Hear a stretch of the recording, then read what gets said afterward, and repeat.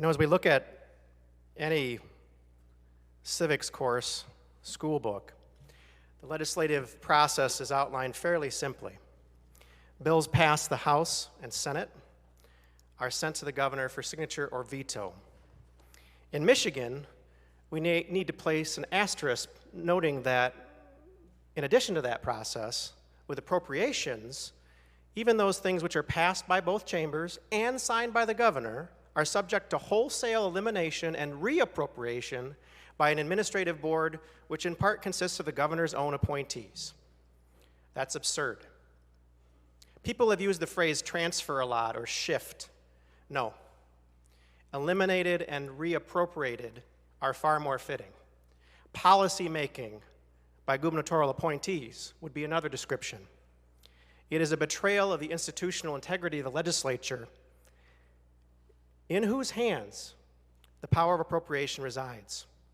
It is for this reason that I, as a stridently non-appropriations committee member, very policy wonkish myself, bring this bill again forward.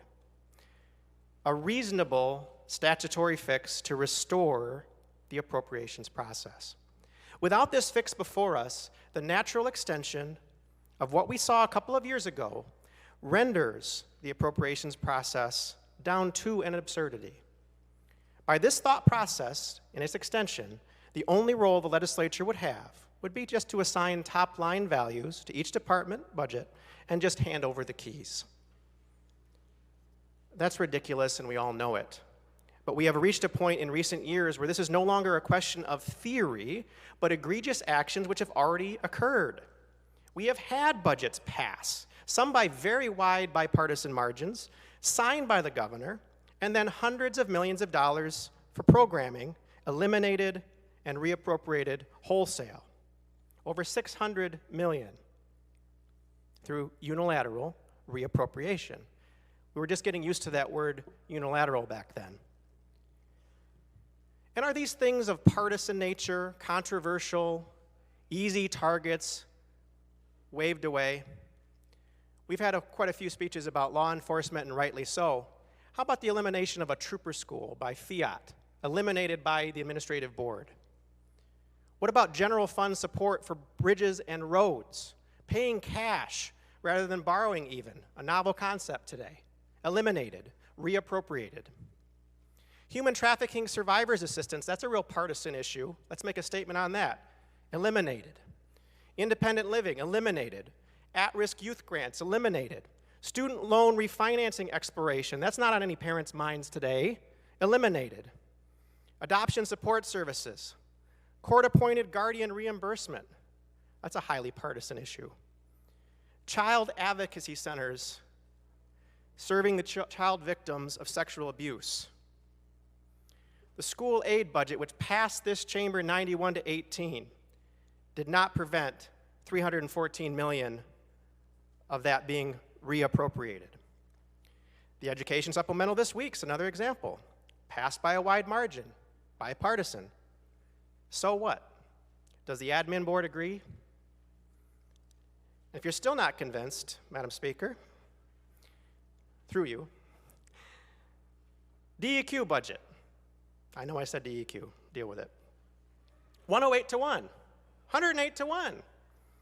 As we continue to focus on water quality, well testing funding, eliminated wholesale, reappropriated. Passed by the House, passed by the Senate, all of these items I listed above, I would argue are bipartisan or even nonpartisan items, eliminated and reappropriated by the state administrative board. These had been signed by the governor, not vetoed, not line item vetoed. And I want to take a moment here to state that no one doubts that this governor is well aware of the line item veto power. Just ask folks in rural parts of the state or those who advocate for vulnerable populations, such as the autism community, if you have any doubt.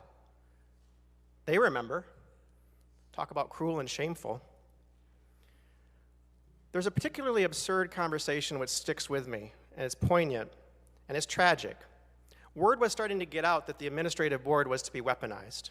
I mentioned these child advocacy centers. They were newly in the budget for the first time, and they'd done all their homework. They'd approached both parties. They'd gotten things inserted into the budget, a lot of advocates. And I received a contact from someone in that organization saying, hey, do you know how we can reach the state superintendent? Do you have a number for the state treasurer? We want to have a conversation with the MDOT director about how we serve the child victims of sexual abuse and make our case. Absurd. The MDOT director is expected to know about the ins and outs of the transportation budget, but I don't look to the MDOT director for considered opinion on child advocacy centers, any more than I would task the state superintendent to opine on the merits of court-appointed guardians or well testing. And I say this with all due respect to these individuals. They obviously shouldn't be placed in the position they were, which is exactly the point. Some may say, yes, I know. The CACs were defunded along with the trooper school, some other things. But just look at what new things the administrative board decided to fund. New programs, new priorities the administrative board brought forward. Sound ridiculous? I agree. Now, Governor Whitmer may have been the first governor to take the extreme action of breaking the glass, if you will, on this, but the tension has been there through administrations of both parties. We simply have moved beyond the theoretical to a place where we have seen appropriated items moved around and eliminated wholesale, and we are still under the chilling effects of that today as the present tensions exist. The time for a statutory solution which restores the integrity of this process is long overdue. Now, this is a compromise.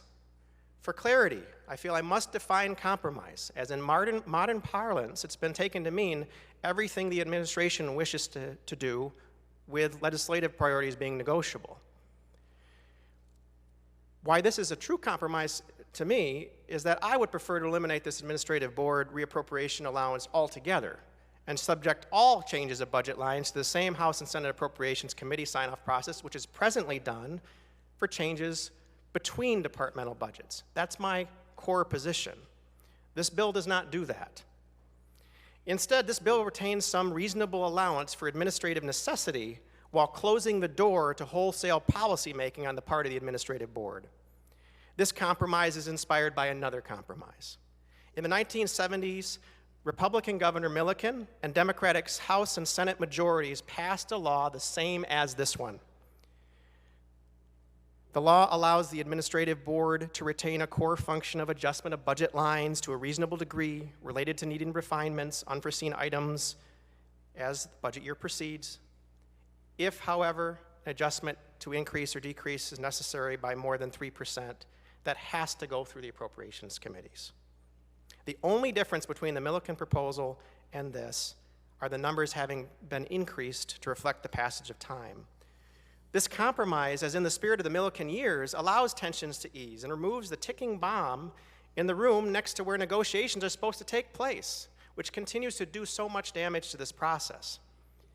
I hope we are still in a place where we can address the state of affairs, just as was done by a Democratic-led legislature and a Republican governor decades ago, rather than continuing to be paralyzed by partisan water carrying at all costs, even to the detriment of the very institution which we were elected to serve, draft bills, deliberate, pass laws, and yes, appropriate. I urge a yes vote.